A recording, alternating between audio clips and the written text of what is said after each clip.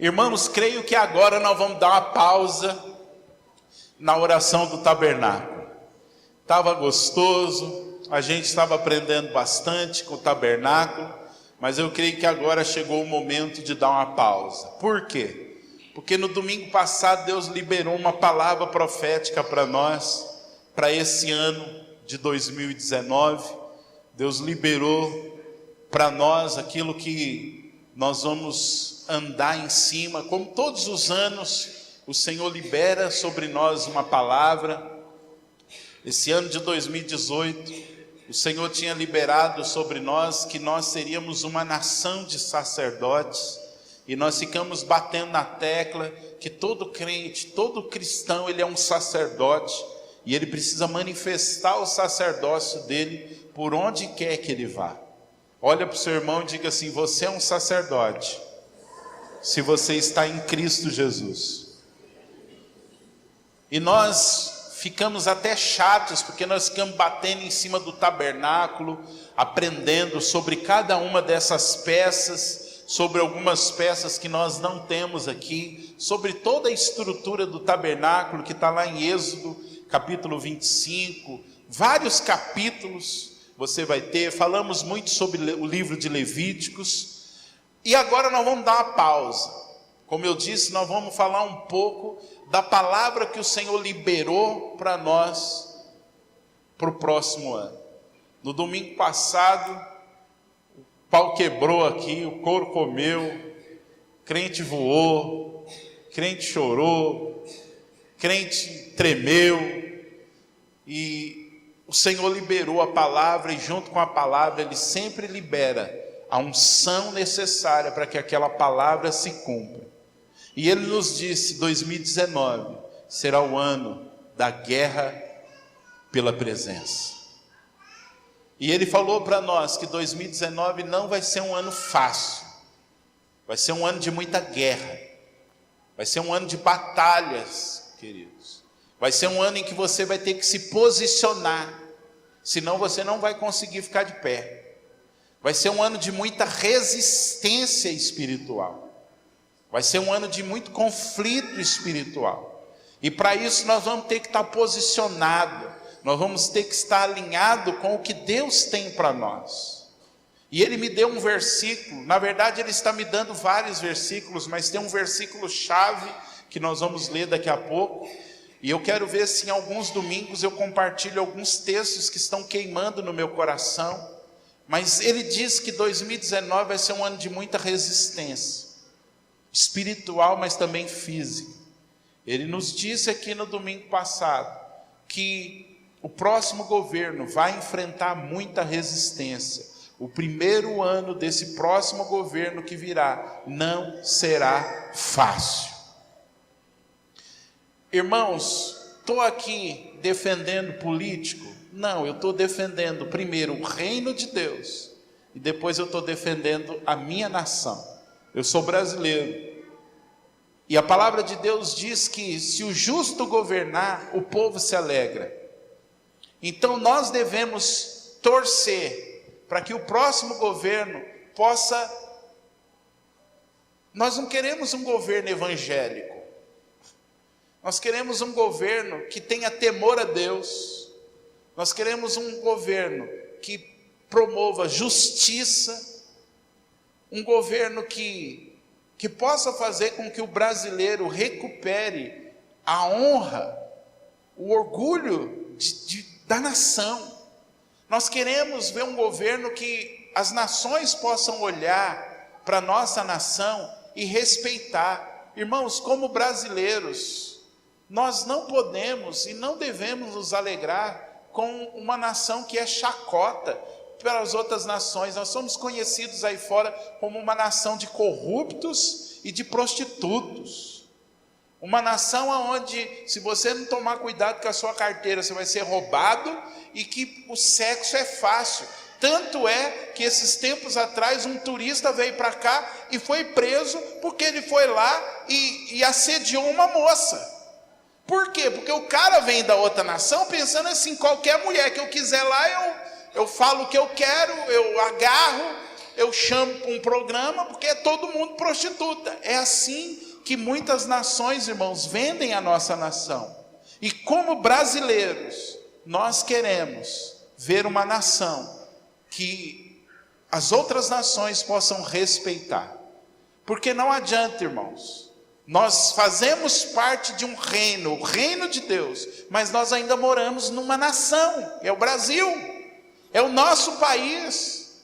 Nós pagamos impostos, nós vamos no supermercado, nós usamos serviço público. Tudo isso nos afeta se não estiver indo bem. E nós como crentes, cristãos, nós como sacerdotes, devemos orar e interceder pela prosperidade da nossa nação. Então, que o nosso coração seja um coração de orar, de abençoar o presidente, os ministros, os governadores, para que eles possam governar debaixo do temor do Senhor, para que haja paz. Paulo em Romanos disse que nós devemos orar por nossas autoridades, nós devemos abençoar as nossas autoridades. Pedro diz assim: temam o rei. Nós devemos temer as nossas autoridades. Eu já disse aqui, irmãos, nós somos igreja, mas se hoje o prefeito da cidade de Suzano entrasse aqui, nós não íamos bajulá-lo, mas nós teríamos que honrá-lo como uma autoridade. Quando a gente vai na prefeitura, às vezes orar pelo prefeito, todas as vezes ele sempre está sozinho, não tem assessor, ele está lá sozinho, mas na hora que ele abre a porta e nós entramos, a gente só senta na cadeira depois que ele senta. É algo simples, mas é um sinal de respeito. A gente não chega lá na sala do prefeito já sentando, pegando café, não. E muitas vezes ele chega e fala assim: não, gente, pode sentar. A gente só senta depois que ele senta. É um reconhecimento de uma autoridade. Assim como ele nos reconhece como autoridades espirituais, nós o reconhecemos como uma autoridade sobre a nossa cidade, nós o respeitamos.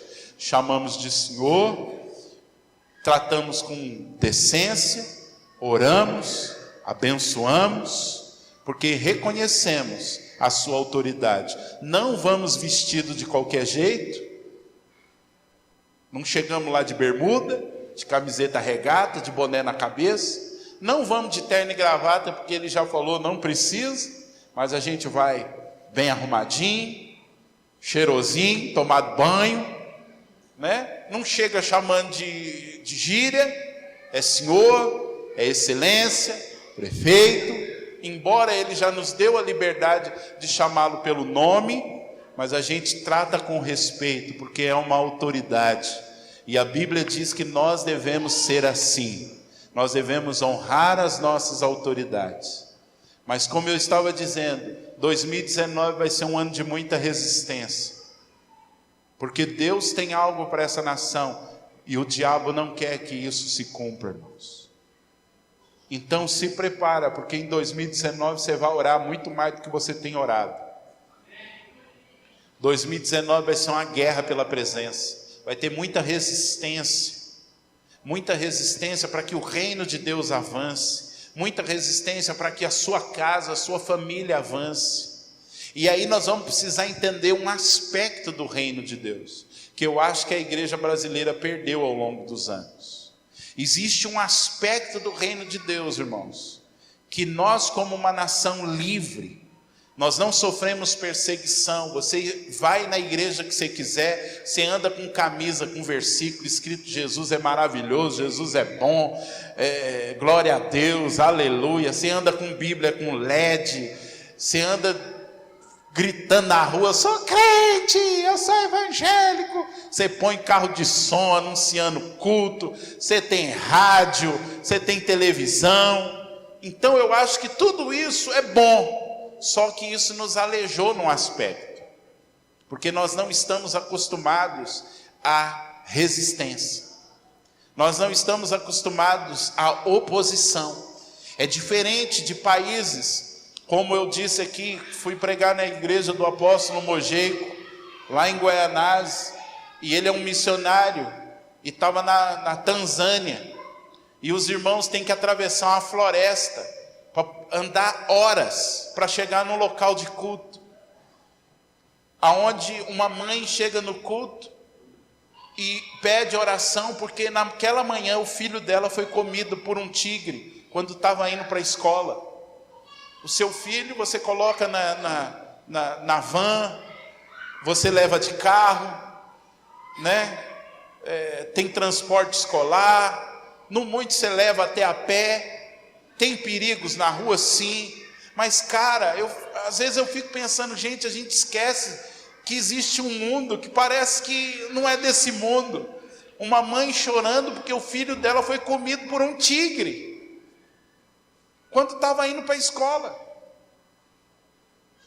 E o apóstolo Mojeico falou: Márcio, eu andei quilômetros de uma tribo na outra.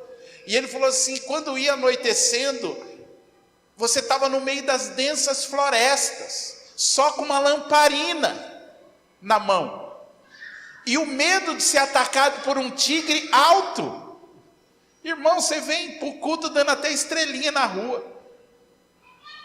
O máximo que você pode ter é medo de um cachorro que sai dentro de uma casa. Mas existem lugares que as pessoas enfrentam tigres, enfrentam jacarés para chegar num culto. Existem lugares que os cultos têm que ser marcados às escondidas, porque se saberem que ali está tendo um culto, vai haver perseguição. Na Nigéria, no norte da Nigéria, nesse exato momento, milhares de cristãos estão largando as suas casas e fugindo para os países vizinhos, porque o Islã está invadindo as casas, está queimando crentes, matando crentes, famílias inteiras, batendo, agredindo. Uma comitiva de pastores essa semana foi falar com o presidente da Nigéria para intervir, porque o Islã, os radicais islâmicos estão matando, irmãos, estão invadindo os pequenos vilarejos, estão matando. Um pastor foi decapitado quando ele estava indo para o culto. Pegaram ele, bateram e cortaram a cabeça dele. Então pensa nos crentes dessa nação. Pensa nos crentes que vivem nessa realidade, numa realidade de perseguição, numa realidade de que não há liberdade que nós temos, numa realidade, irmãos, que perder um culto é perder tudo. Eu falei: Mojeico, mas como as pessoas andam dias, enfrentam tigres para assistir um culto? Ele falou assim: Márcio, é porque eles pensam assim: está no nosso meio um homem de Deus, a gente não pode perder a oportunidade. E ele falou: Márcio, quando estava chegando a hora do culto, eu achei que não ia vir ninguém, já era bem noite, e ele falou assim, aí eu comecei a ver aqueles barulhos no meio da floresta, e comecei a ver pequenas lâmpadas aparecendo, eram as lamparinas dos irmãos chegando, e chegaram centenas de pessoas, gente que andou 2 dias, gente, vou repetir, gente que andou 2 dias, para ouvir ele falar da palavra. Você estaria disposto a andar 2 dias, para ouvir um homem pregar a palavra? Gente, a gente não está disposto a 5 minutos da nossa casa, a gente não está disposto a enfrentar um templo nublado, que dirá uma floresta.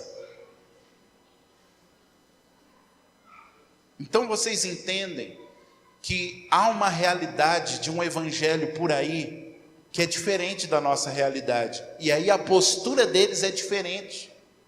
Mas sabe, irmãos, aí a gente vê acontecendo coisas que no nosso meio a gente pergunta, mas por que não acontece? O apóstolo Mojeico contou que um homem chegou e falou assim, apóstolo, vai orar pela minha filha. Parece aquelas coisas de Bíblia, né? Vai orar pela minha filha, porque o corpo dela está tomado de feridas, bichos, e ela está muito mal. Aí sabe o que ele fez? Falou para ele, vai, sua filha já está bem, pode voltar para casa. Aí o homem voltou para casa, chegou lá, a filha dele estava no meio do quintal, brincando, e ele olhou, tudo que ela tinha sobre o corpo era só um pó branco. As feridas tinham se transformado em pó, irmãos. A menina estava curada.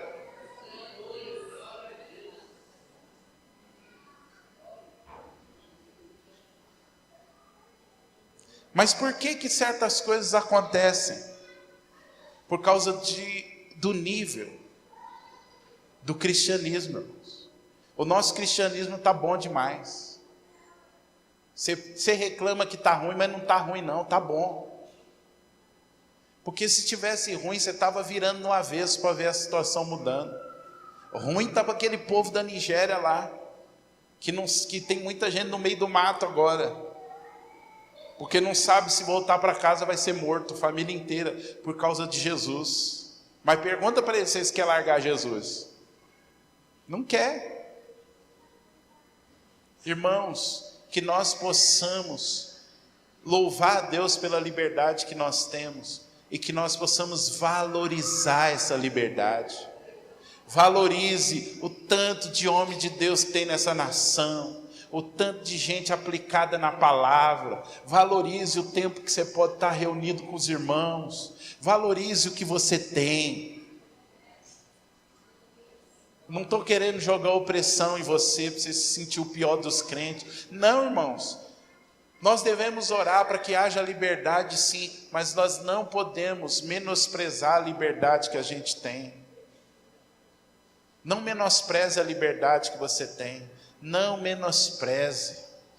Não menospreze. Porque tem muita gente que daria tudo para ter a liberdade. Tudo para poder viver um pouquinho que nós vivemos. O apóstolo Mojei, anda muito pela África, ele falou: Márcio, pensa num povo que vive debaixo de miséria. Porque ele não vai no centro, ele vai lá naquele fundão, aonde a bênção que eles testemunham é uma cama feita de madeira. E ele falou assim: mas pensa num povo alegre. Pensa num povo que, se não dançar 3 horas num culto, não está bom. Pensa num povo que tem que ser louvorzão de no mínimo 3 horas. E um povo que sorri, e louva a Deus, e levanta a poeira. Aí está todo mundo engasgando com a poeira, mas Deus está sendo louvado. Mas um povo que às vezes tudo que tem é um punhadinho de arroz para dividir com a tribo toda. Tudo que tem é uma casinha, cobertinha com sapé, com parede de barro, e ficam muito alegres quando alguém chega lá com uma técnica para fazer cama, para eles forrar de palha e eles poderem deitar em cima, porque tudo que eles conhecem ou é deitar no chão ou numa rede. Então, irmãos, esse povo, eles vivem um cristianismo diferente do nosso, por causa do que eles precisam enfrentar.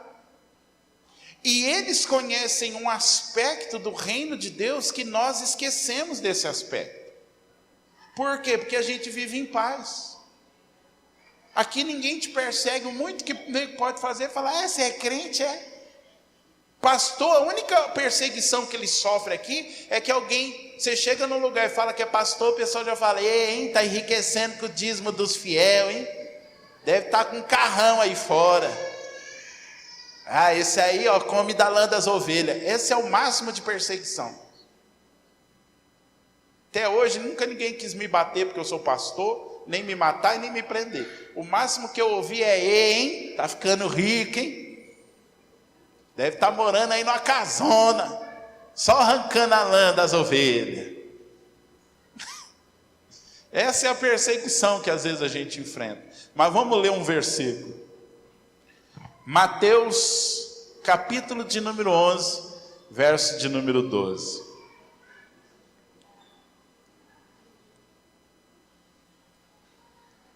Mateus 11, 12.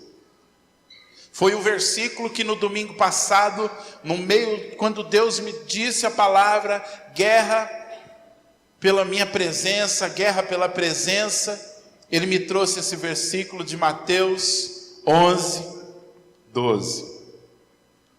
Eu vou ler aqui em pelo menos 3 versões diferentes para você entender. Eu vou ler agora na versão católica. Não escandaliza não, irmão.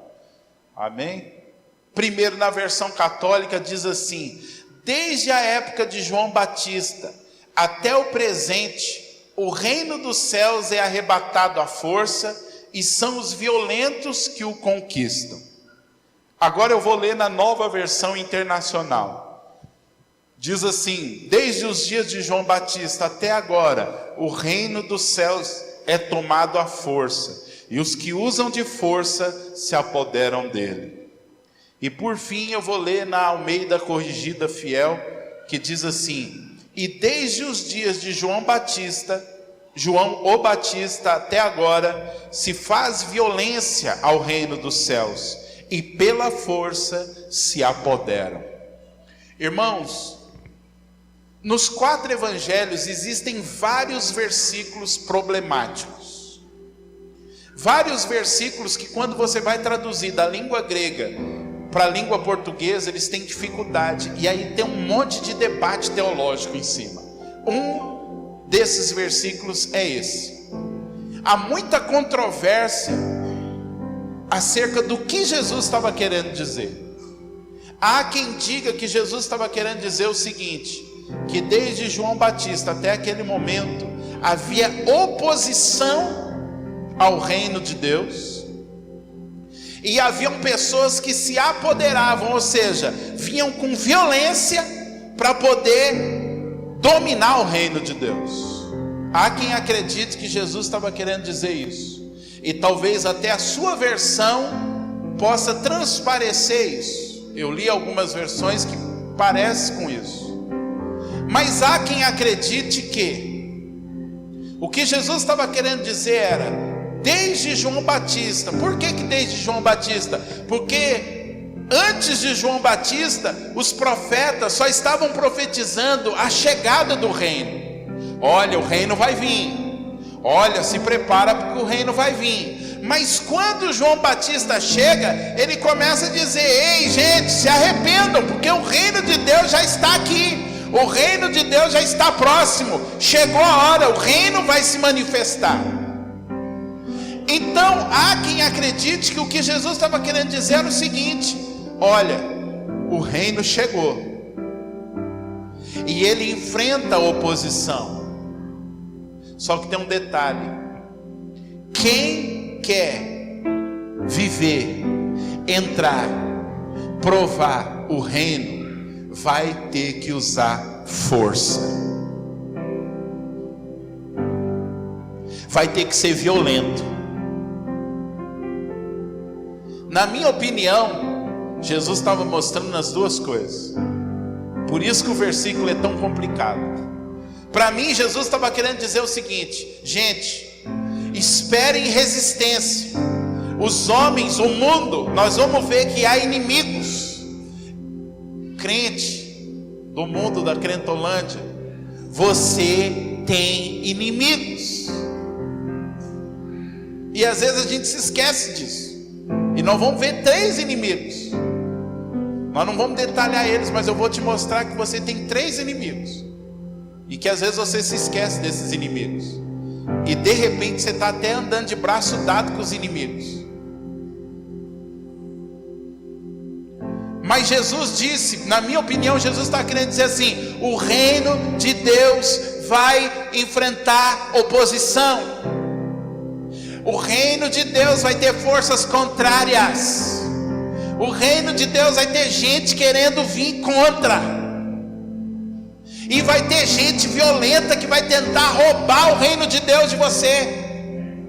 Vai ter gente que vai tentar roubar de você o que Deus tem para a sua vida. Você tem inimigos que vão tentar roubar de você. Mas eu também entendo que Jesus, no mesmo versículo, está querendo ensinar assim: ei, você quer viver tudo que Deus tem para você? Você quer viver o reino? Só os violentos herdam o reino. Só quem usa de esforço, em algumas versões, só quem alguém usa de força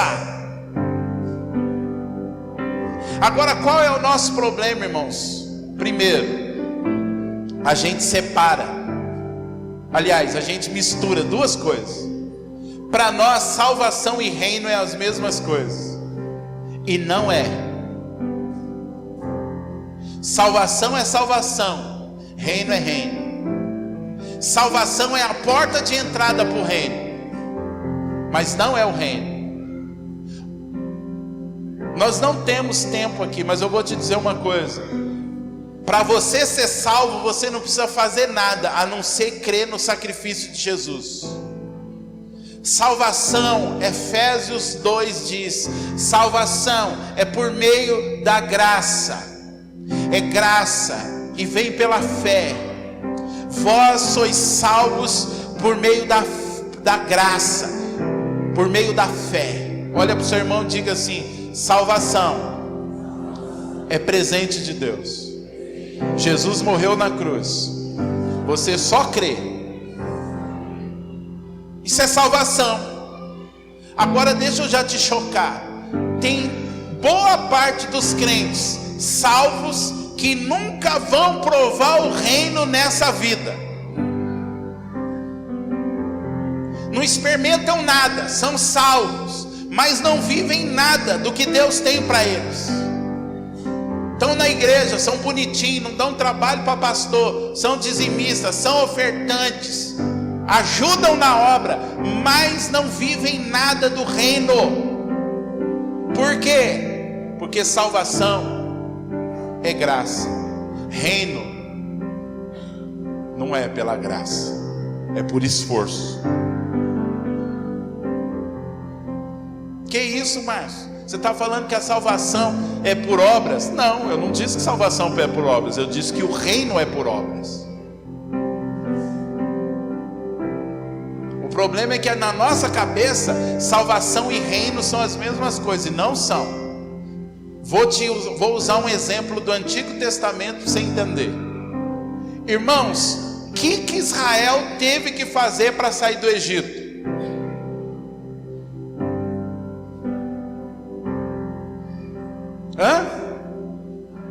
Não fez nada.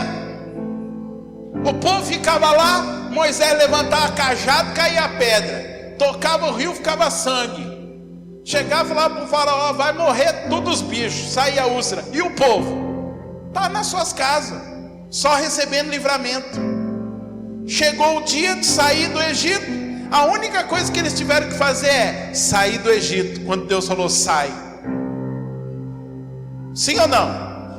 Então olha para o seu irmão e fala assim: Israel saiu do Egito sem fazer nada, foi Deus que fez.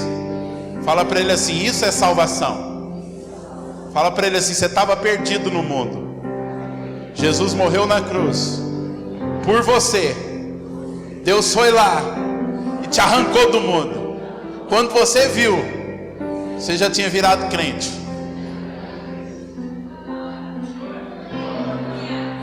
É assim. É raro alguém que acordou de manhã cedo e falou: acho que eu vou ser crente. A maioria caiu, foi obrigado para a igreja.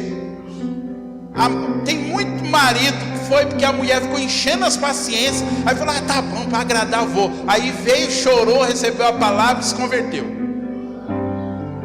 Um monte de jovem que veio porque os pais ficavam obrigando. E quanta gente chegou bêbado dentro dos cultos. Quanta gente caiu de paraquedas, não sabia nem que ia ter culto. Aí alguém ministrou a palavra, a pessoa: meu Deus, encontrei a salvação. Porque é Deus quem dá a salvação, é Ele quem faz tudo. Aleluia. Fala para o seu irmão: dá um glória aí, irmão.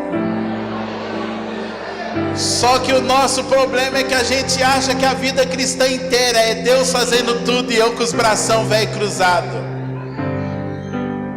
Israel sai do Egito, passa pelo Mar Vermelho. Paulo vai dizer que aquilo é um exemplo do batismo. Foram batizados, passaram pelo deserto, chegaram de frente da onde? Canaã. a terra prometida. Sim ou não? Deus chega para Josué e fala assim, aliás, Deus chega para Moisés primeiro e diz assim: é de vocês, é só entrar e pegar. Aí o povo, mistério. Se fosse alguns de nós já ia começar a rodar. Aí entra 10 espias para dar uma olhada, 12 espias para dar uma olhada na terra. O que eles viram na terra? Gigantes. Voltaram, 10 falaram: a terra é boa, mas tem um problema.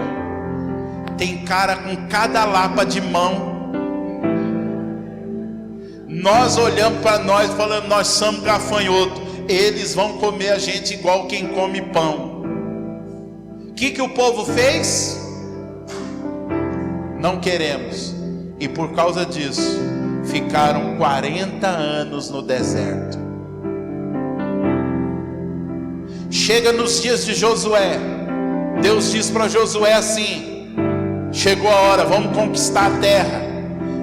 E todo lugar que você pôr a planta dos seus pés, Deus disse assim, Deus não disse eu vou te dar, Ele diz assim: eu já tenho dado.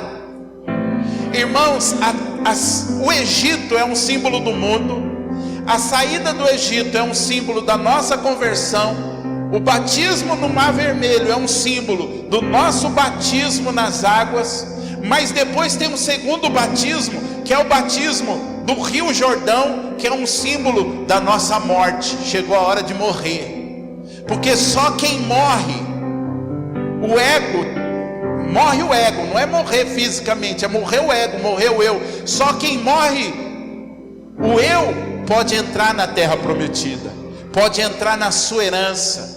Canaã é um símbolo do reino, é um símbolo da nossa herança em Cristo. Agora, irmãos, qual era o problema? Deus disse assim: a terra é de vocês. Só que Deus não avisou que tinha gigantes ali. Quando o povo chegou, falou: cara, mas Deus está de brincadeira, tem gigante. Nos dias de Josué, irmãos, tinham cidades fortificadas. Para sair do Egito, eles não tiveram que fazer nada, mas para entrar em Canaã, eles tiveram que arrancar da espada e conquistar cada milímetro da terra. Tiveram que enfrentar batalhas, derrubar gigantes. Isso é um símbolo da vida cristã que herda o reino. Irmãos, o nosso problema é que a gente pega a salvação e fala assim: ah, é pela graça, então o resto também é pela graça, então eu vou sentar e vou esperar. Não! A graça que te tirou do mundo, agora é a graça que te capacita a lutar.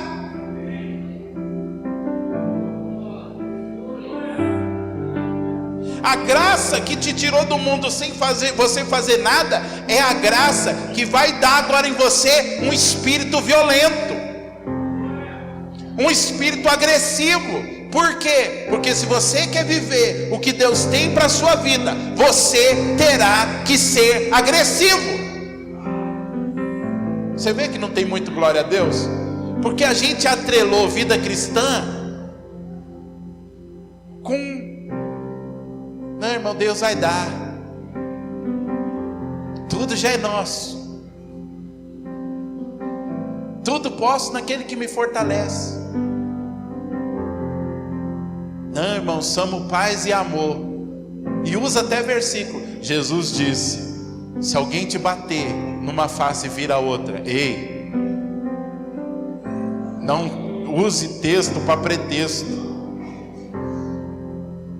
Ali ele está querendo dizer que a gente não vai revidar afrontas, mas ele nunca quis dizer que o cristianismo, o reino, não tem violência, não tem agressividade.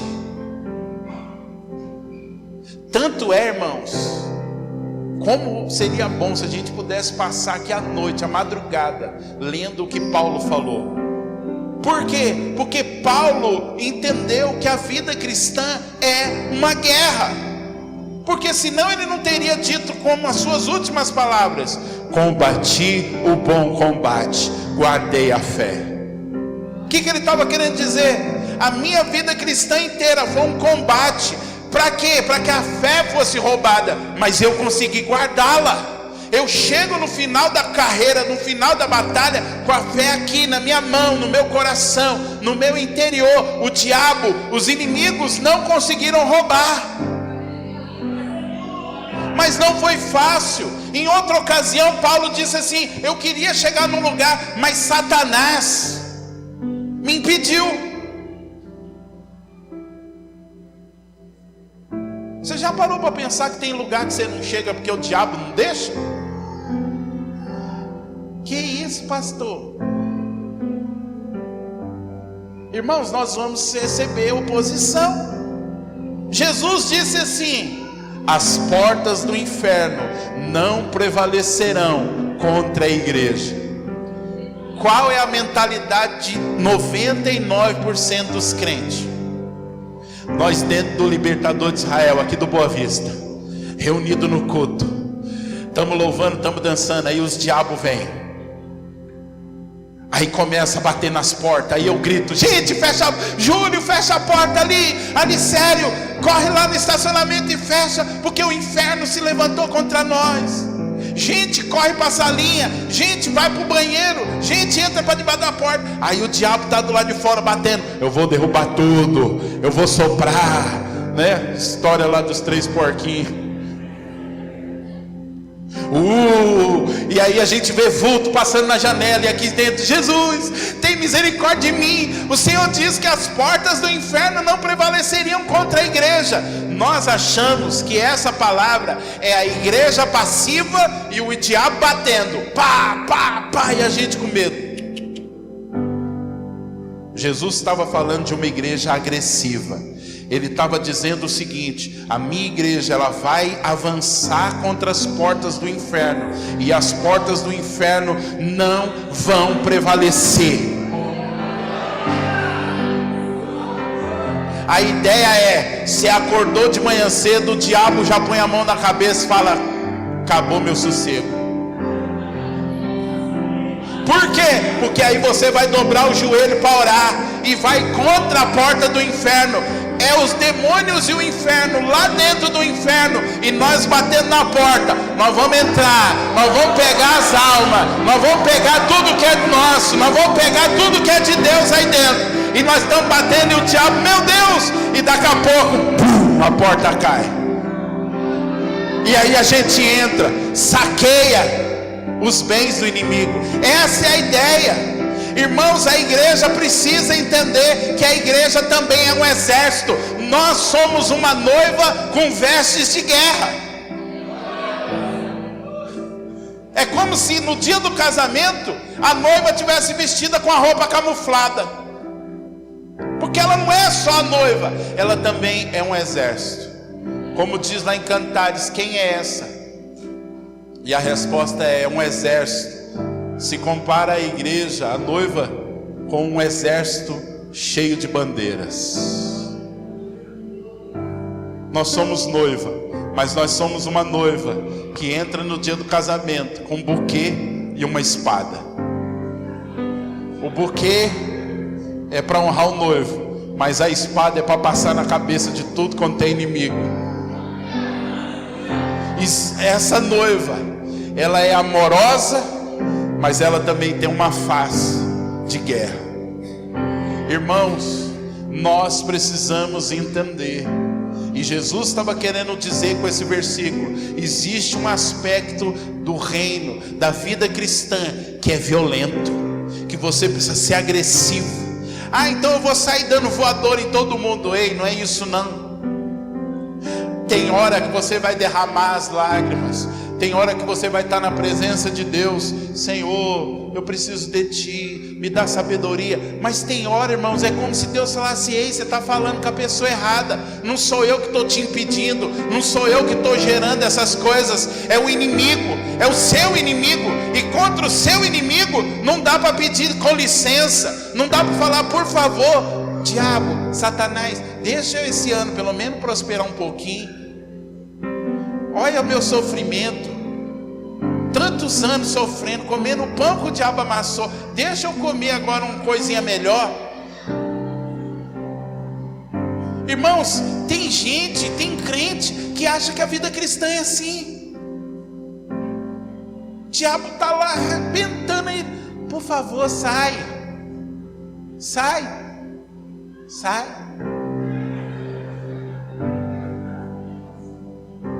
Irmãos, tem hora que nós precisamos ser tomados por um espírito de ousadia, um espírito de guerra. Jesus estava querendo dizer assim: existem momentos do reino que você precisa ser violento, porque senão você não se apodera dele. É aquela hora que você tranca todas as portas de casa, se levanta e fala: Satanás do inferno, capeta do país da Capetolândia, você vai sair dessa situação, você vai largar minha família, você vai largar minha casa, você vai largar meu marido, você vai largar meu filho, você vai largar a escola, você vai largar, você vai sair. Tem hora que você precisa ser agressivo, tem hora que você precisa ser ousado, tem hora que você precisa usar a autoridade que há na sua boca. Não é ficar lamentando para Deus. Tem horas, irmãos, que não é lamentar para Deus, é se levantar contra o inimigo, é ir contra as portas do inferno e derrubar. O reino de Deus, às vezes, ele é violento, é agressivo. Eu gosto muito de ler a vida de um homem de Deus do passado, chamado Smith Wigglesworth. Para mim, ele foi um dos caras mais doidos. Quem ajudou ele na época dele diz que ele era um homem odiado da sua época. Depois que morreu, hoje ele é amado. Existem muitos livros sobre Smith Wigglesworth. Mas, irmãos, esse cara entendeu que a enfermidade era um inimigo. Às vezes eu acredito que ele até extrapolou, mas ele era muito agressivo, ao ponto de você ler a biografia dele, diz que chegou num dos cultos uma mulher com um tumor do tamanho de um coco. Imagina um tumor no corpo do tamanho de um coco. Irmão, sabe o que ele fez? Foi lá e deu um soco no tumor. Imagina a cena, como você reagiria? Alguém aqui entra com um tumor, a gente chama para frente para orar, aí daqui a pouco você olha para mim, eu vou lá e dou um soco, pá! O que você ia pensar de mim? Você ia falar, cara, os que conhecem às vezes podiam falar, eita, mistério, Jesus. Mas você que está visitando, você ia voltar? Seja sincero. Você ia falar, misericórdia, fui num culto lá, você acha? A coitada da mulher com uma bola no corpo, o pastor foi lá e deu um soco. Ah não, ele não é de Deus não. Conta a biografia de Smith Wigglesworth que ele deu um soco no tumor e a mulher caiu no chão. Mas quando ela levantou, o tumor tinha desaparecido. E há 2 semanas atrás eu li uma outra história. Eu falei, Jesus, só podia vir desse mesmo. Mas no ministério dele, irmão, ele viu mais de 200 pessoas ressuscitarem dentre os mortos. Ele entendeu algo que a maioria de nós não entende. Vamos sair por aí dando soco em enfermo? Não é isso. É entender que quando eu tenho um inimigo na minha frente, eu preciso ser agressivo. Eu preciso de um nível de agressividade. Você não vai sair por aí dando capoeira em enfermo. Alguém está lá mancando lá, você peraí, já chama no rodo. Aí, não é isso. Tem que explicar bem, porque né, agora também está passando aí na internet. Senão ele já vai falar, eita lá, agora tem um apóstolo lá de Suzano que está ensinando os crentes a sair dando soco e rabo de arraia. E enfermo, não estou ensinando isso. É o aspecto da violência. Mas há 2 semanas atrás eu ouvi outra história dele. Numa das reuniões entra um homem com câncer de estômago, já em estado terminal, trouxeram de maca. Ele falou, põe o homem de pé. Duas pessoas seguraram ele, e o médico falou: tá vendo, você matou ele, eu trouxe ele aqui para ser curado, e você matou ele. E aí o Smith Wigglesworth falou: fica quieto, você não sabe de nada. Daqui a pouco o cara se levanta, não está sentindo mais nada. O câncer tinha desaparecido. E o médico começou a gritar: você não matou ele não, você deu vida para ele. E ele falou: não, eu não dei vida, quem deu vida foi Jesus. Eu gosto das histórias de Smith Wigglesworth, por quê? Porque foi um cara que entendeu que a enfermidade é uma inimiga. Então ele entendia que às vezes ele tinha que ser violento. Teve uma vez, logo no comecinho, quando ele começou a ser usado nessa área de cura, diz que ele foi junto com outro irmão, um presbítero, orar por um enfermo. E aí, sabe aquelas orações de extrema unção? Que a pessoa está ruim, aí o cara já chega e já joga a terra em cima.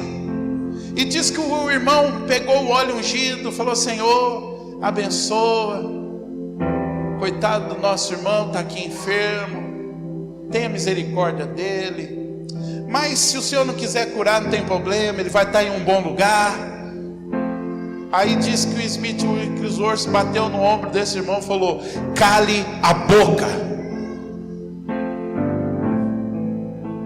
Falou: agora eu vou orar. Catou o cara pelas mãos e falou: levanta, em nome de Jesus. E o cara levantou e foi curado. Outra história, ele pegou uma mulher, foi orar pela mulher. Na hora que ele está orando, a mulher morre. Aí ele junta a mulher, levanta ela da cama, pega ela na parede, gruda ela e fala: morte, em nome de Jesus, você não vai levar ela, devolve. E a mulher: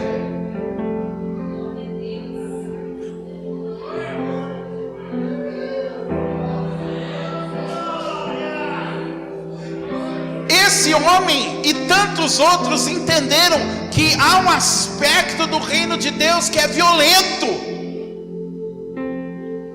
que precisa de ousadia, porque senão você não entra nessas dimensões.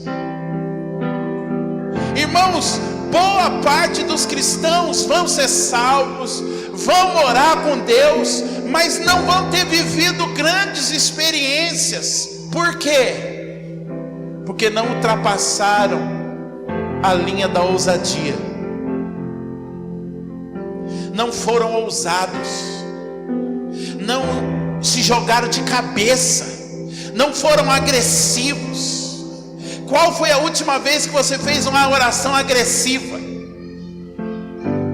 Qual foi a última vez que você parou e falou: peraí, Satanás?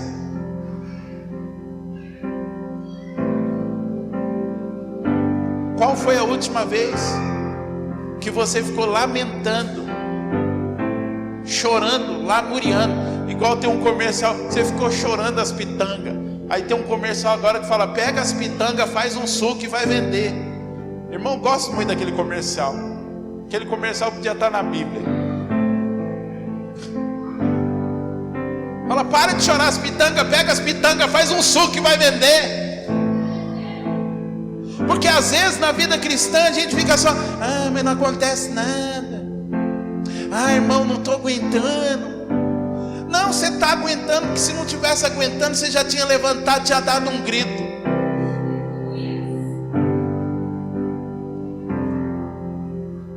Esses dias eu entendo o que eu vou dizer aqui.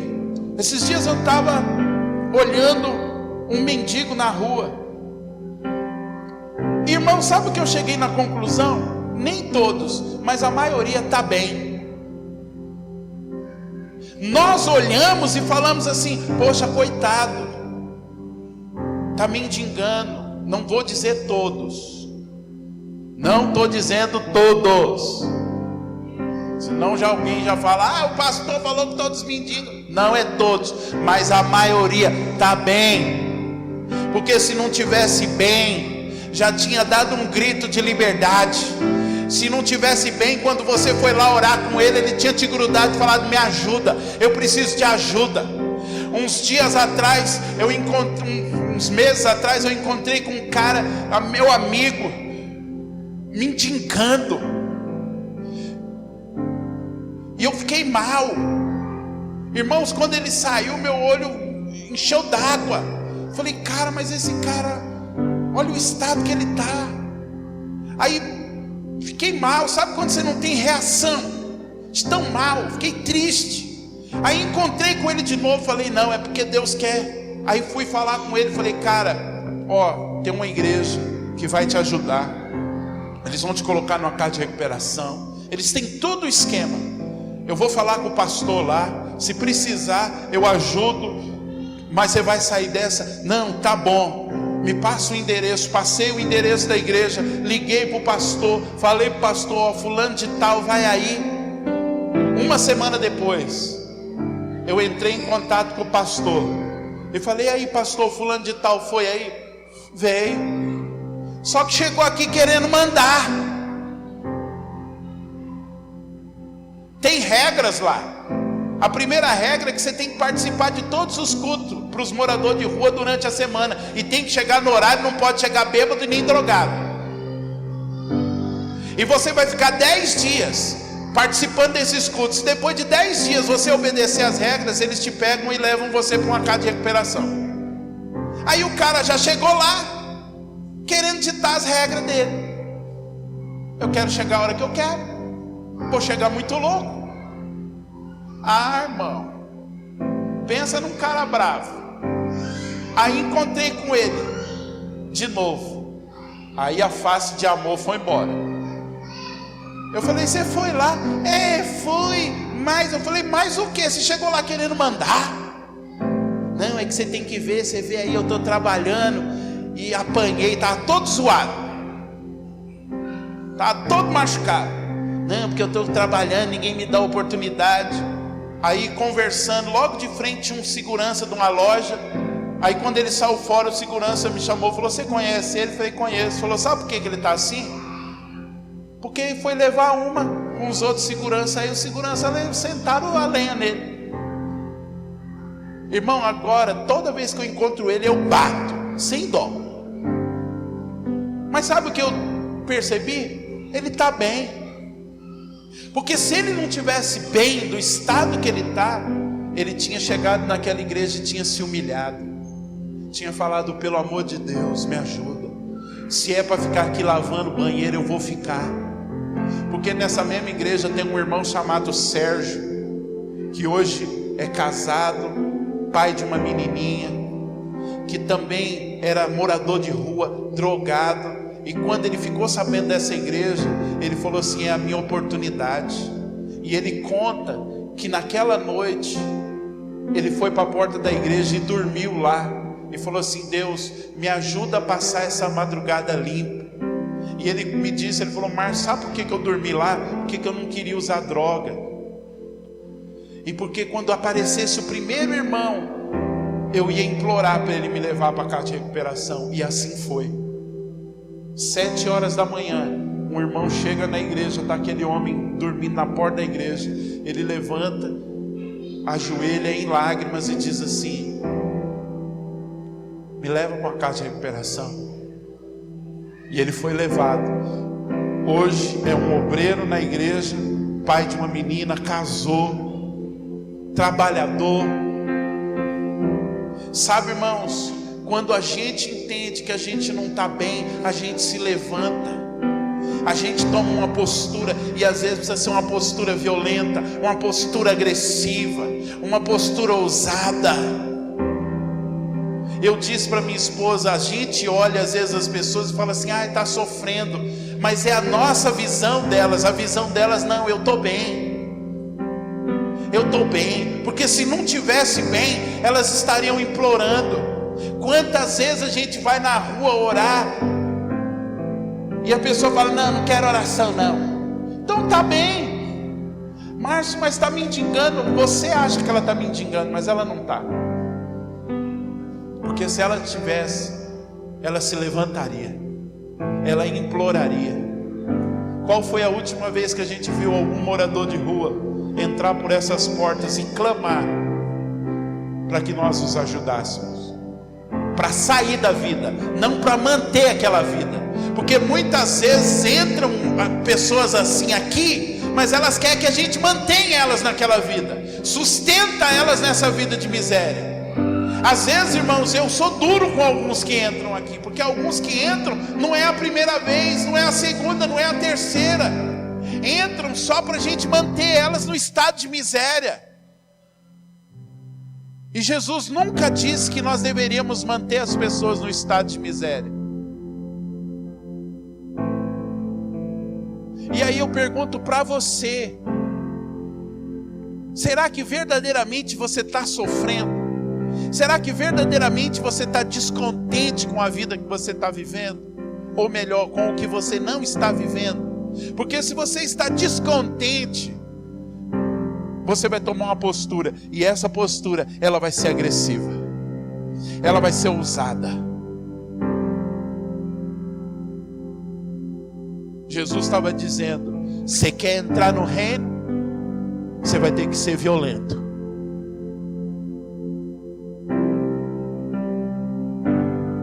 Se eu estivesse pregando essa mensagem em qualquer país islâmico de perseguição, os caras iam estar com faca nos dentes, falando: a gente já sabe disso, porque a gente vive isso todo dia. Mas aqui não, irmão.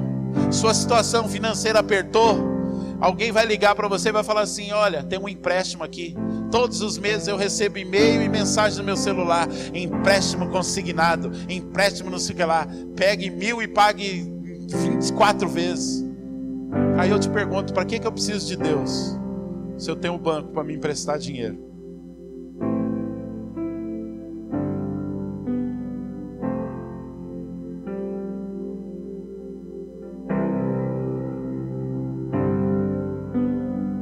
Para que eu preciso orar, se eu dou o meu jeitinho?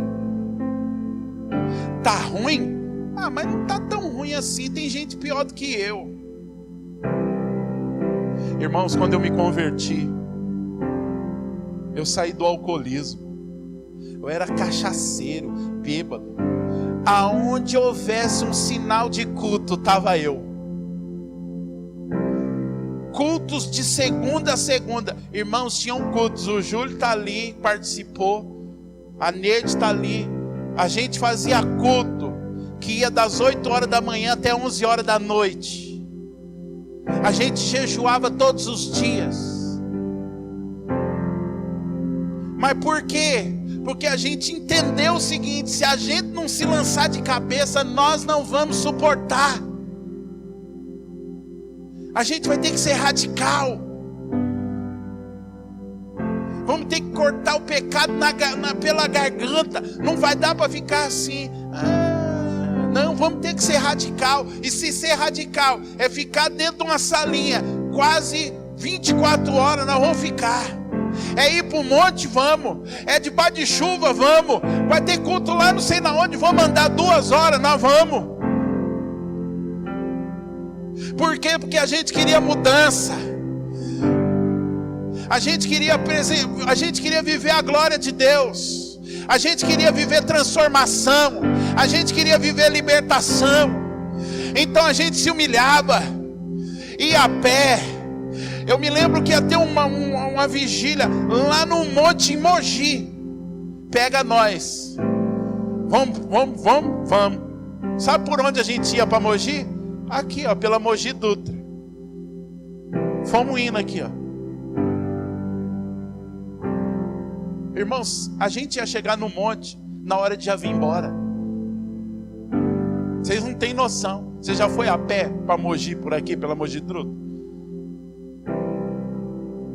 Às vezes a gente não quer ir no mercado aqui no Docilá. Daqui no Docilá a gente já está com preguiça. Aí a gente olhou um pelo outro: vamos. E fomos indo. Aí no meio do caminho quem aparece? O apóstolo Léo, com um Fiat 147. Era isso, né, Júlio? Ou era um Fietinho? Eu sei que ele apareceu com um carro lá e começou a fazer várias viagens. Mas enquanto ele estava fazendo as viagens, a gente foi caminhando. Por quê? Porque a gente queria muito Deus.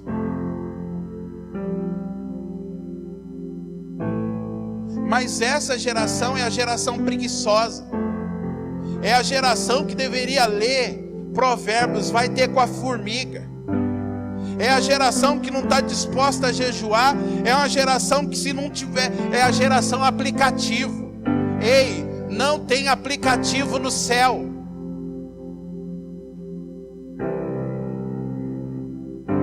Seu celular está cheio de aplicativo. Para quê? Para facilitar a sua vida. Esses dias eu falei para a Neide, cara, o negócio está fácil demais. Recebi um cheque. Aí olhei no aplicativo, dá para depositar pelo aplicativo. Aí pus o cheque na mesa, tirei uma foto, pum. Daqui a pouco olhei, já estava lá, saldo. Falei, rapaz, nem para ir no banco agora depositar cheque. Ainda que cheque é antigo, ninguém mais nem quer cheque. Você paga a conta pelo aplicativo do celular, não precisa nem ir na agência. E agora tem bancos digitais que nem agência tem. E os bancos digitais estão pensando nos jovens, porque o jovem não está afim de ir para a fila do banco. Isso é errado, é pecado? Não. O pecado é a gente pegar isso e trazer para a vida cristã. Achar que eu vou pôr um aplicativo no meu celular, mudança. Aplicativo celestial, aperto lá, aí vem uma lista, mudança de caráter.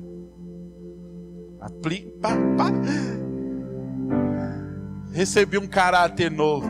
Nada, meu irmão. Caráter aprovado é Deus ralando você. Deus pegando o professor e pondo o dedo na sua cara e falando um monte de coisa para deixar você doido, querendo grudar no pescoço dele. E Deus falar para você assim, ó. Shhh.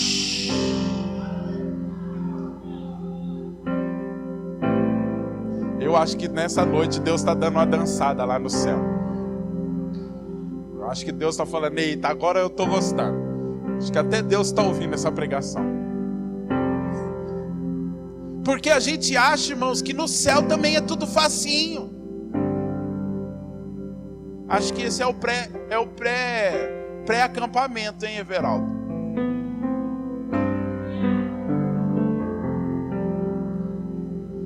Acho que eu já estou começando a entender a mensagem que eu vou pregar lá no acampamento.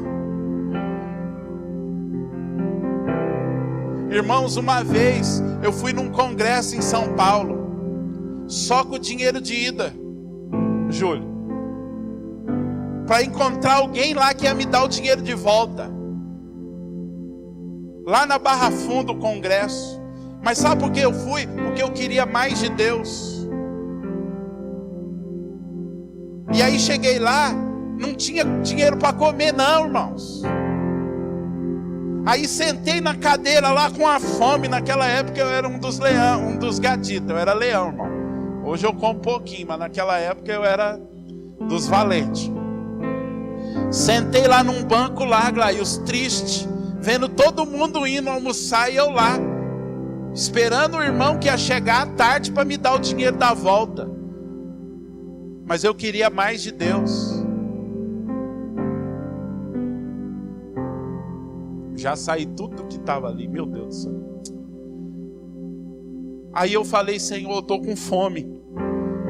Não deu 2 minutos, passa um irmão, olha para mim, fala assim, ô irmão, deixa eu te fazer uma pergunta, você não se ofende? Eu falei, não me ofendo não. Você quer almoçar?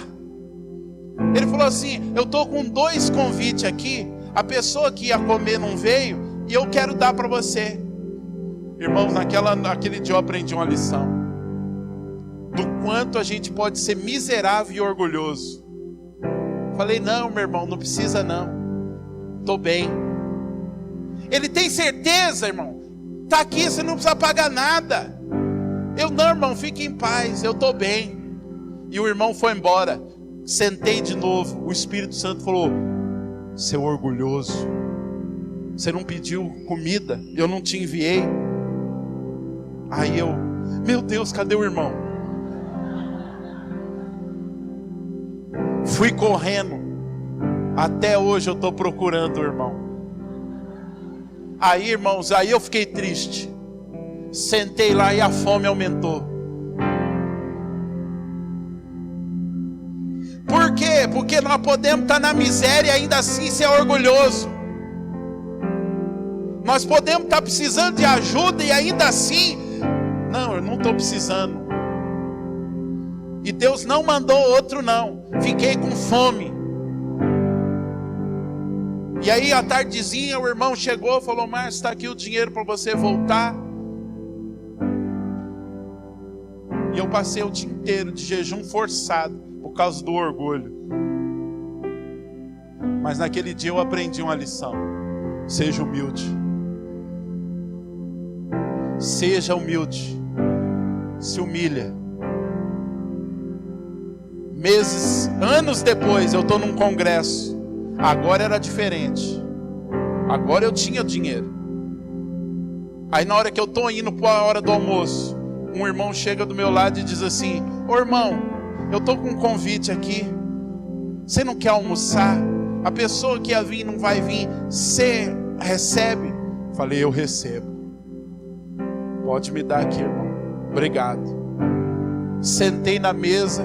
Falei: Senhor, o Senhor queria me pegar, né? Não, eu aprendi a lição, Senhor. O Senhor mandou, eu estou recebendo. Você humilde o suficiente, mesmo tendo condição. Eu comi, eu falei: Senhor, estou ligado. O Senhor não me pega, não.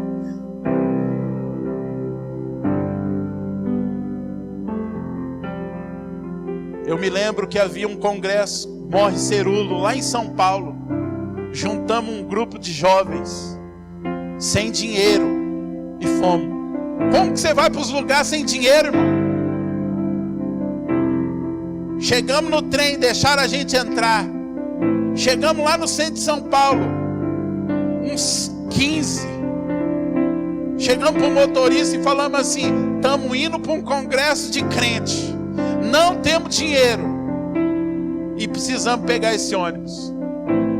Aí o motorista ficou olhando para nós, falou: entra lá pela porta de trás. E vai nós, louvando, agradecendo, falando: eita, Deus está com a gente.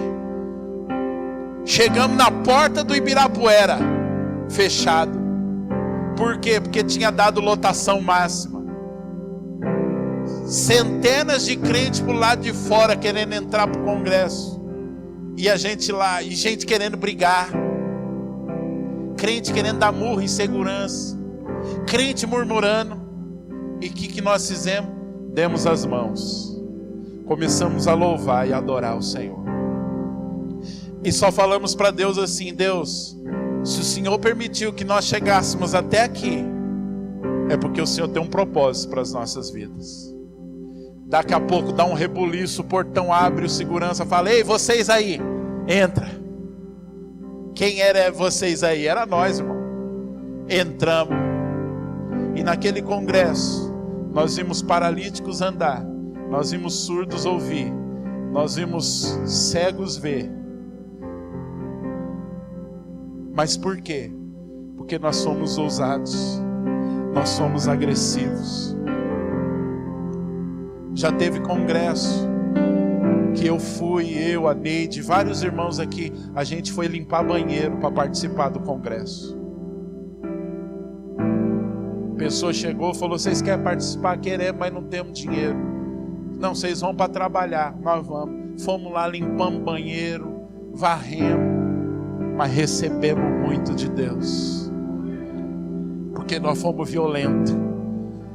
Hoje eu vejo uma geração: ah, não vou não. Por quê? Ai. Hoje eu estou com vontade de dar uma voadora nos jovens. Eu confesso, irmão, eu tô ficando agressivo aqui. Eu estou sentindo que deve ter alguns negocinhos entre vocês. Vocês me aguardem no final. Se Deus não me mudar até o final de semana, eu vou dar voadora em vocês naquele sítio lá. Vou dar paulada. Vou levar essa espada que tem aqui, eu vou dar espadada. Já tem uns falando: ainda bem que eu não vou. Não, eu pego você aqui, você me aguarde. Mas isso também não é só para os jovens, não, é para vocês todos. Porque Porque se Deus está sendo duro conosco, é porque a gente acomodou. Se Deus está sendo duro com a gente, é porque a gente perdeu o espírito agressivo, o espírito ousado. As coisas de Deus são ganhas com agressividade, com ousadia. Às vezes nós precisamos, irmãos, sermos violentos, nos levantarmos como leões. Quando o assunto é Deus, é quebrantamento, é coração humilde, é submissão. Mas quando o assunto são os nossos inimigos, e nós temos 3 inimigos, que nós vamos ver nos próximos capítulos. O mundo é nosso inimigo. Tiago 4,4 diz que quem quiser ser amigo do mundo, vai ser inimigo de Deus. Então amizade com o mundo é inimizade contra Deus. O mundo é nosso inimigo, se eu quero ser amigo de Deus.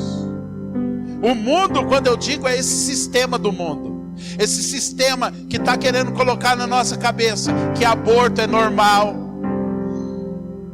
que um monte de lixo aí é normal e que a gente tem que aceitar. Não temos que aceitar. Nós aceitamos a palavra de Deus. Nós somos amigos de Deus, nós não somos amigos do mundo. O mundo é seu inimigo. Se você quiser andar com Deus, o mundo vai se levantar contra você. Esse sistema vai te chamar de fanático, de conservador, vai te chamar de crente, vai te chamar de um monte de coisa. Você vai perder amigo, você vai perder vaga de emprego, você vai perder. Ninguém vai querer ficar com você. Vão te chamar de santarrão, vão mostrar a língua para você, vão te excluir do grupo do WhatsApp. Ei!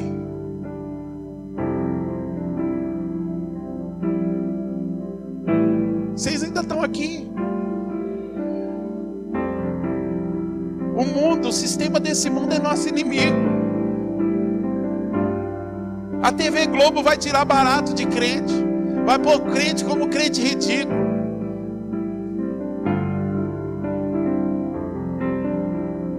Mas tem a carne. Diz que a carne e o espírito militam. Sabia que a sua carne é o seu inimigo também? Olha para o seu irmão e fala assim: irmão, você tem um inimigo aí chamado carne.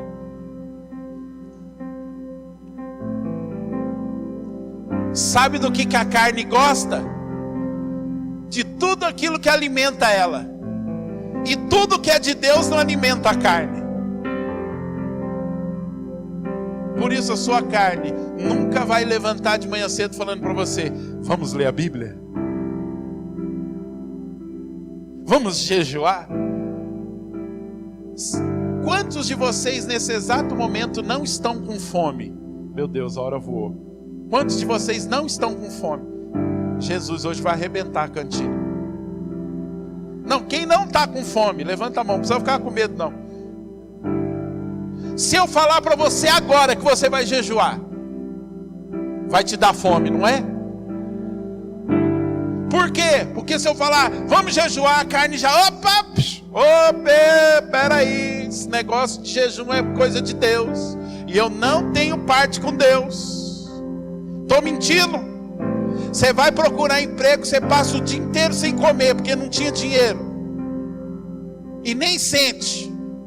Mas quando fala vamos jejuar, já começa a doer barriga, dá dor de cabeça, acorda de manhã cedo com uma moleza no corpo. Ai, não consigo jejuar 2 horas, minha pressão cai, minha barriga dói, minha cabeça parece que vai explodir. Porque é a carne, meu irmão. A carne gosta de ficar assistindo 6 horas de Netflix, mas não aguenta ficar 20 minutos ouvindo uma palavra.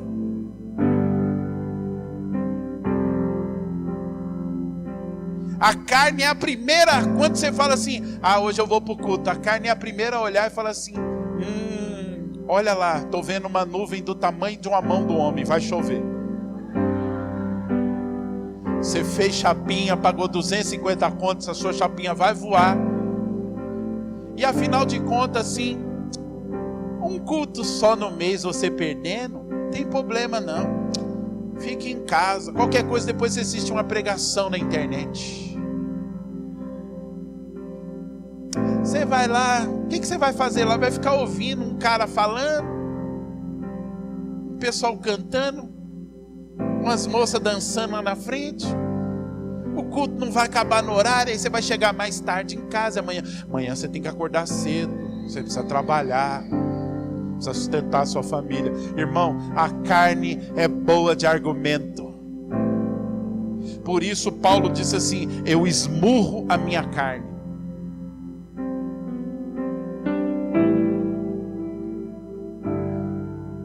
Contra o mundo, a gente não pode se conformar.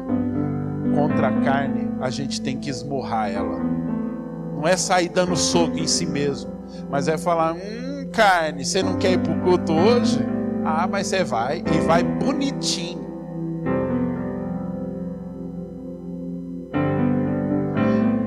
O salmista diz num dos salmos: alma, bendiga ao Senhor. Sabe por quê? Porque a alma dele não queria louvar. Ele falou: não, você vai louvar, você vai cantar, Rei dos Reis, reina sobre nós, e vai reinar. Irmão, tem dia que você não vai ter vontade de adorar, você não vai ter vontade de louvar, você não vai ter vontade de fazer nada. Essa é a hora que você tem que falar: alma, você vai bendizer ao Senhor? Sim. Você vai adorar o Senhor? Sim.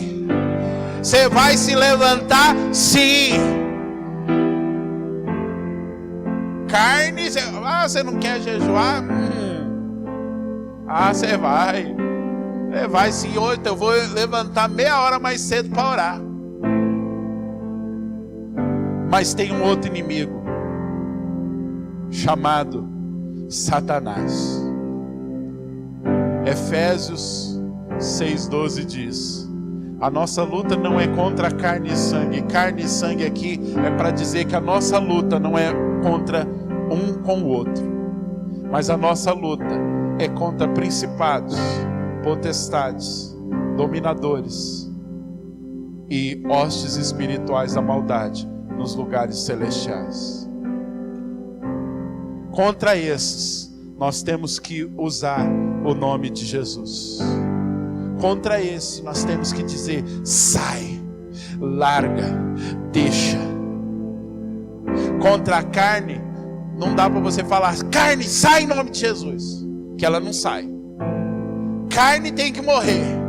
Carne você tem que esmurrar ela, sentar o rodo nela e encher de bica, dar soco. Paulo falou: eu esmurro a minha carne. Contra o mundo, você não pode se moldar esse mundo. Você vai ter que ser resistência ao mundo. Se você quer viver o que Deus tem para você viver em 2019, você vai ter que ser violento, você vai ter que ser agressivo, você vai ter que ser ousado. O autor de Hebreus disse assim: esforça para entrar no descanso. A vida cristã exige um nível de esforço, existe um nível de violência, existe um nível de agressividade. Às vezes eu vou ter que ser agressivo com a minha carne, às vezes eu vou ter que ser agressivo com o mundo, às vezes eu vou ter que ser agressivo com Satanás. Mas se eu não for agressivo com esses três inimigos, dificilmente eu vou viver tudo que Deus tem para a minha vida. 2019 vai ser um ano que, se a igreja não for agressiva, ela não vai avançar. Se eu e você não formos agressivos, nós não iremos avançar. Se você não for agressivo nas suas atitudes, se você não for ousado, você não vai sair do lugar. Se você não olhar a terra e falar: cara, é minha, mas tem gigante, mas se Deus falou que é minha, sou eu que vou comer esses inimigos como pão. Meu irmão, daqui 10 anos você vai estar sentado nesse mesmo banco, com a mesma cara, lamuriando as mesmas lamúrias. Você já viu gente assim? Depois de 20 anos você encontra com ela, ela está chorando as mesmas pitangas. Acho que eu vou passar aquele comercial aqui na igreja. Pega essas pitangas e faz um soco, meu irmão. Para de chorar elas. Ganha dinheiro com elas. Pelo amor de Deus. Olha para o seu irmão e fala: irmão, para de lamuriar. Toma uma posição. Ô Jesus, está tão gostoso aqui, a hora passou. Ei, o ano está acabando. Quem você vai ser em 2019?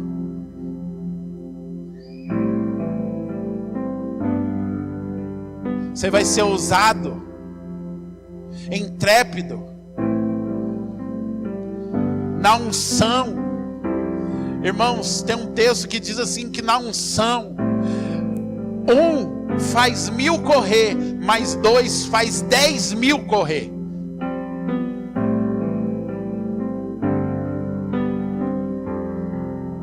Olha para o irmão que está aí do seu lado e fala assim: meu irmão, você é profeta na sua vida agora. Põe a mão nele. Oh, Jesus, voou. Põe a mão nele. Fala assim: eu profetizo sobre a sua vida. Você vai parar de ficar chorando, se lamuriando. Todo espírito de hard está saindo da sua vida agora. E você vai ser intrépido, como um leão, ousado, como um leão. Você vai ser ousado em 2019. Você vai ser violento, você vai ser agressivo, para viver tudo que Deus tem na sua vida. Aleluia! Aleluia! Aleluia! Aleluia! Aleluia! Você vai sair do chão, você vai parar de ficar lamuriando, parar de ficar lambendo cinza, e vai se levantar como um filho ousado de Deus, como aquele que era e que há de vir, porque o Espírito dele está em você. E Ele não nos deu o espírito de temor, mas nos deu um espírito de ousadia. Oh, eu gosto quando vem esse espírito de ousadia. No espírito de ousadia, irmão, você faz coisa que depois você põe a mão na cabeça e fala: Jesus, no natural eu não fazia. Você vai ser ousado. Olha para o seu irmão, irmão, você vai aguentar. Eu não estou nem aí, você vai chegar mais tarde em casa hoje. Estou mesmo. Mas eu preciso liberar tudo que tem para liberar nessa noite. Eu preciso. Se você estivesse numa festinha, você não estava com pressa. E se você estivesse no cinema, você ia estar falando: eu não saio daqui antes que o filme termine. Então, não estou nem aí para você. Você vai aguentar agora. Em 2019 você vai arrancar essa carcaça de lamúria e vai ser ousado. Em 2019 você vai tomar posição. Você é mais ousado. Você vai tomar vergonha na cara. Você vai parar de viver essa vida cristã na beira do caminho e vai começar a viver as coisas que Deus tem para a sua vida. Você vai entrar num nível do reino de Deus. Você não só vai ser salvo, você vai viver coisas do reino de Deus. Você vai experimentar os poderes da era vindoura. Em 2019 você vai orar e vai ver enfermo sendo curado. Você vai dar a palavra profética e vai ver se cumprindo. Você vai se levantar, você vai ver a sua casa se levantando como uma casa de Deus. Você vai ver o seu marido, seu filho, sei lá, você vai ver ele se batizando. Você vai ver gente da sua casa se rendendo ao Senhor. Você vai ser ousado no falar. Deus vai te dar ousadia nas palavras. Você vai confrontar quem precisa ser confrontado. Você vai falar do Evangelho para quem precisa ouvir o Evangelho. E você será ousado no Espírito. Você vai ter um amor agressivo. Você vai ter um amor ousado. Você vai expulsar o espírito da preguiça. Se precisar ir a pé, você vai. Se precisar ir sem dinheiro, você vai. Se precisar limpar banheiro para participar de alguma coisa, você vai limpar. Mas você vai largar esse espírito de preguiça.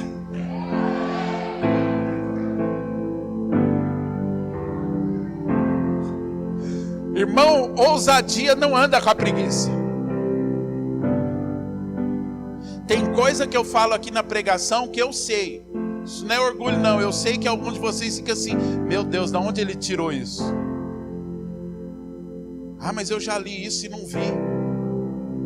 Ah, mas cara, como que ele conseguiu ficar pregando tantos domingos sobre o tabernáculo e ainda falou que tem mais coisa? Sabe de onde saiu? Não é só do céu não, meu irmão. Saiu do tanto de livro que eu tenho lá, que às vezes eu pego e fico lá lendo. Saiu da minha Bíblia, porque eu leio. Saiu das horas que, em vez de estar na internet falando bobeira no Facebook, mandando WhatsApp sem nada a ver, eu estou lá ouvindo uma pregação, lendo alguma coisa.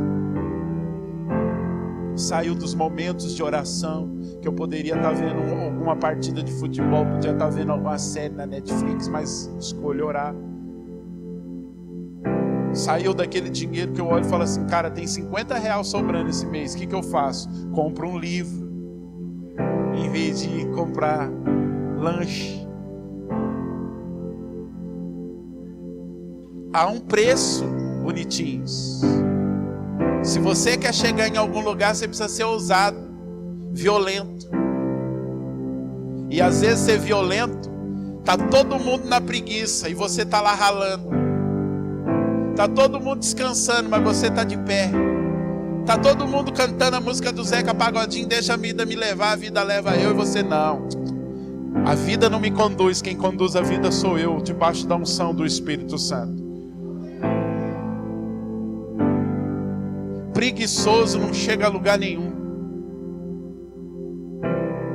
Preguiçoso, irmão, não chega, não prospera, não vai para lugar nenhum, em todas as áreas. Jesus falou: quer entrar no reino, quer viver o reino, só os violentos se apoderam dele. Só quem é ousado, só quem se levanta e cai para cima e fala: é meu. Igual o Caleb falou: Hebron é minha. 40 anos atrás eu falei que era minha, 40 anos se passaram, eu tô forte.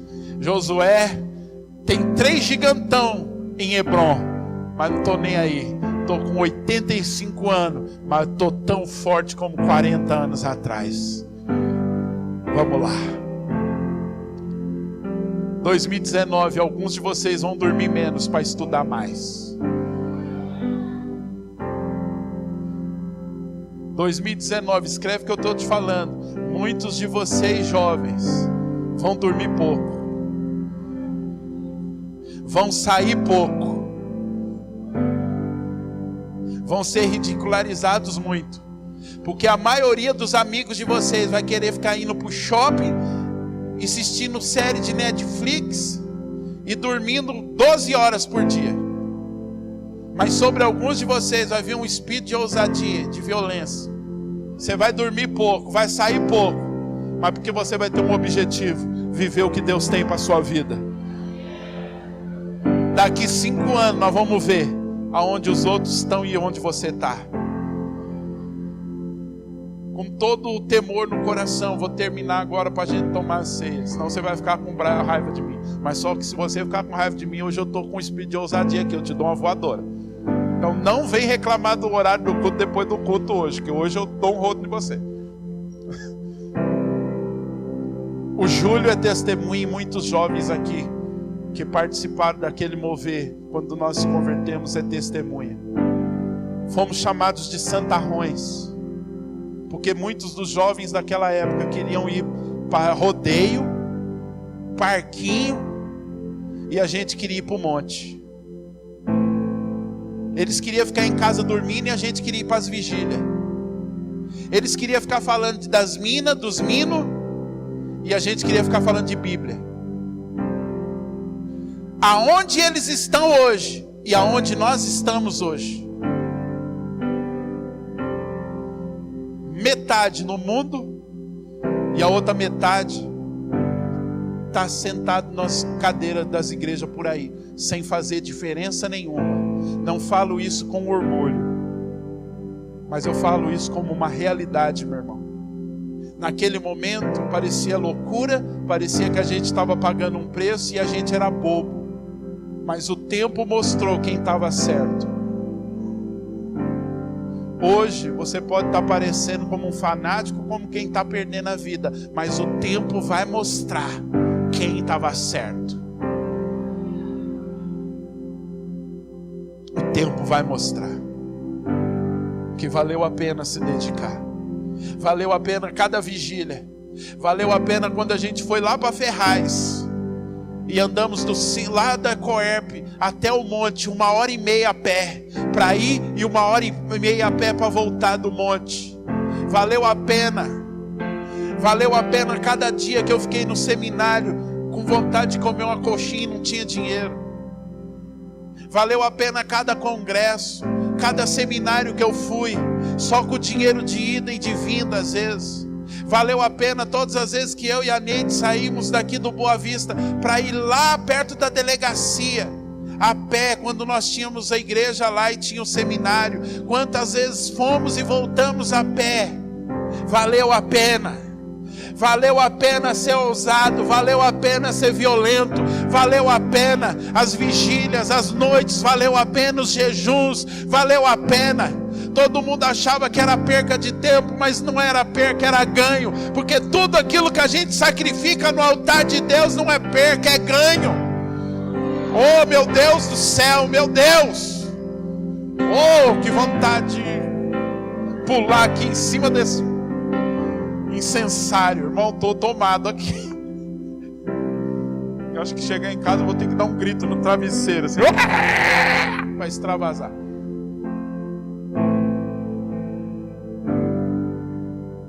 Nós vamos ter que estar tomado por um espírito de ousadia e de violência, se a gente quer chegar em algum lugar. Se a gente quer chegar em algum lugar, se você quer chegar em algum lugar em Deus, você vai ter que se levantar como um soldado, como alguém que está tomado por um espírito de ousadia no Senhor, e falar: Hebrom é minha, Hebrom é minha, aquela cidade é minha e eu vou entrar. O Senhor diz que é a minha herança e eu vou me esforçar. Qual é a sua herança? O que Deus diz para você que é a sua herança? O que Deus já prometeu para você, meu irmão? Se levanta do chão, se levanta do chão, sacode essas cinzas. Toma de volta a sua espada, toma de volta o arco e a flecha que de repente um dia você largou pela beira do caminho. Toma de volta a sua funda e se levante na ousadia de Davi e diga: quem é esse incircunciso para afrontar os exércitos do Senhor?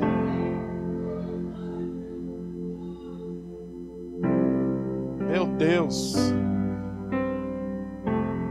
você não pode, irmãos, você não pode se concentrar em ser salvo. Ah, irmão, estou esperando o céu.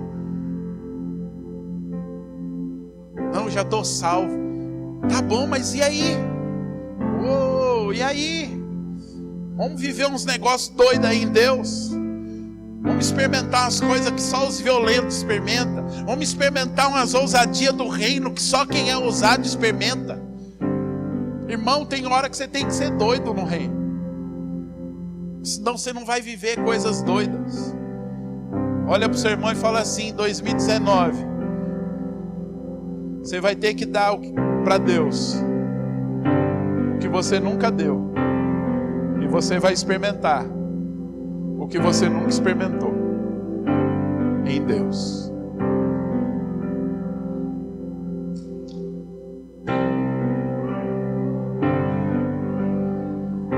O reino de Deus é tomado por violência. É violência. Tem hora que você tem hora que as pessoas têm que olhar para você e ver face de leão. Tem hora que o inimigo tem que olhar e falar: meu Deus, está com faca nos dentes. Tem hora que o diabo tem que em 2019 passar aqui perto e falar, não chega lá não. A gente deu entrada naquele culto lá, olhamos, só tinha filho do leão lá. Como que vocês sabem? Porque para onde a gente olhava tinha um com face de leão. Aleluia. Vamos tomar a ceia, vamos tomar a ceia. Vem os irmãos aqui para ajudar.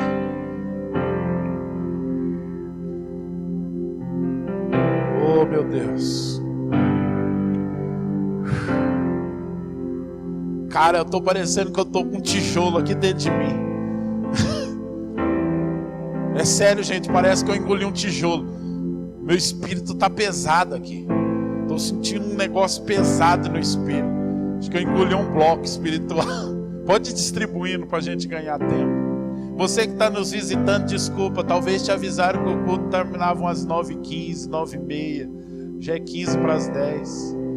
Os da casa eu já nem peço desculpa. Os visitantes eu estou pedindo desculpa só para ser educado.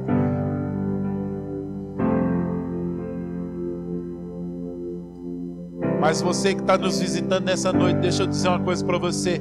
Deus te trouxe aqui para você ouvir isso, porque você precisava ouvir isso. Essa palavra não é para os da casa não, essa palavra é para todo mundo. Você que está nos visitando, essa palavra é para você também. Larga o espírito da preguiça, para você viver tudo que Deus tem para você em 2019. Ah, pastor, mas eu não sou crente. Eu não falei que é para os crentes, eu falei que é para você que está aqui. Se você largar o espírito da preguiça, você vai viver, inclusive a sua conversão em 2019.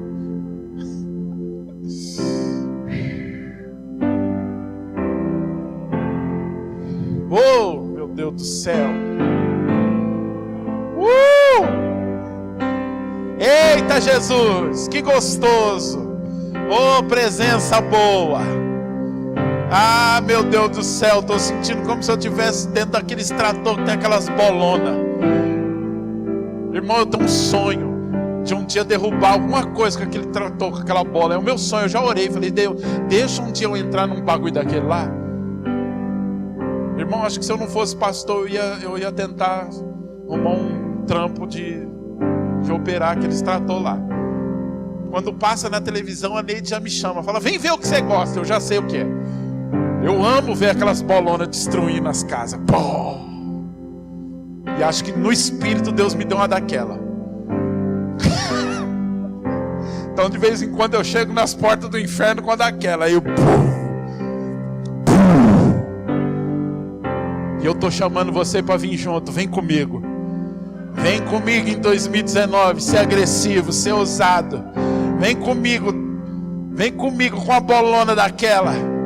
Vamos derrubar as portas do inferno em 2019.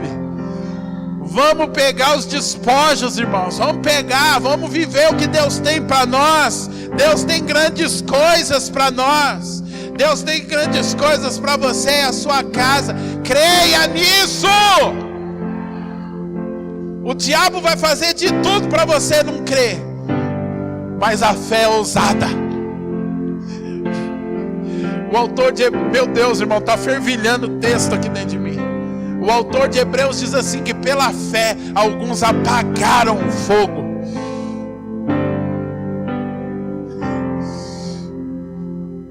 Pela fé alguns calaram leões. Daniel calou os leões, porque ele foi ousado. Sadraque, Mesaque e Abidnego apagaram o fogo porque foram ousados. Quem for ousado em 2019 vai viver uma dimensão do reino que a maioria não vive.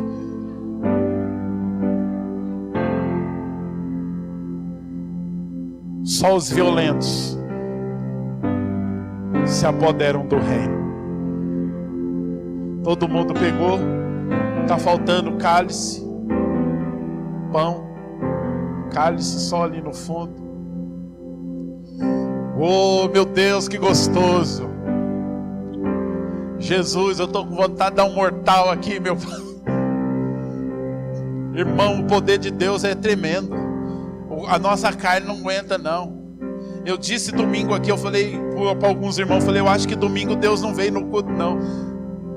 todo aquele mover, acho que Deus falou assim para o anjo mais fraquinho do céu, falou, vai lá. E aí a gente já estava quase se acabando aqui. Falei, porque se Deus viesse mesmo, irmão, essa carne não aguenta não. Um fiapinho do cabelo de Deus passando aqui, já tem gente aqui assim.